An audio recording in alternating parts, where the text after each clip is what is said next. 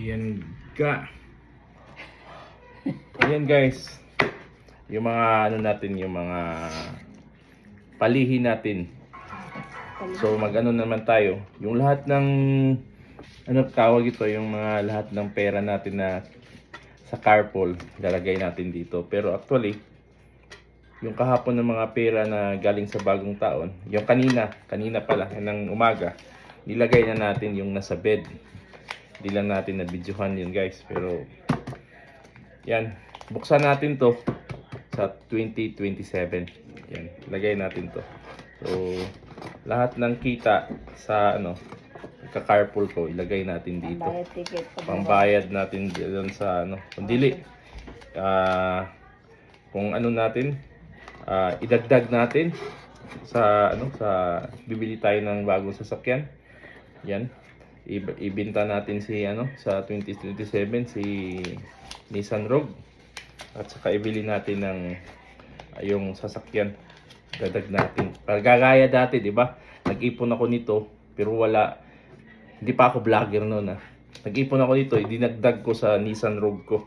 Yan. Ngayon, mag-ipon na naman tayo ng pera para idagdag natin kung sa next year. Yan, pwede natin idagdag sa ano, Toyota natin para matapos na yung Toyota natin. Yan. Yan. So, kahit makaipon tayo dito ng mga, kahit sa next year natin ito buksan guys, makaipon tayo ng mga 6 to 7,000 dollars. Yan. Sa Canadian dollars. Yan. Good na yun guys, ha. So, ito. Yan. Okay na to. Makakaipon tayo nito guys. Challenge natin to. Yan. Yung coins, dito na lang to. So mga coins na to, itatago na natin to. Yan, ito. Yung mga palihin natin ng mga bigas, asin. Dito lang to. Gagamitin natin to next year. Yan.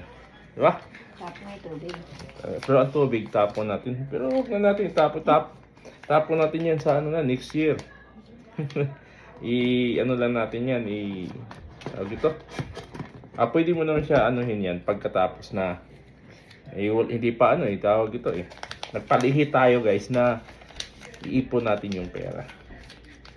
So yan, dito natin ilagay yung mga pera na yan, diba? At least ano naman tayo, mag-challenge naman tayo. Yan, challenge ko to sa mga may nandito sa Canada. Yan, mag-ipon tayo. Yan, palihi natin to. Yan, diba? Yan. Palihi. Yan. Kunin din natin itong mga pera dito. Yan. Yan. Yung mga, hindi kasi natin yung hindi natin yung ano guys, yung pera sa dami na agad naman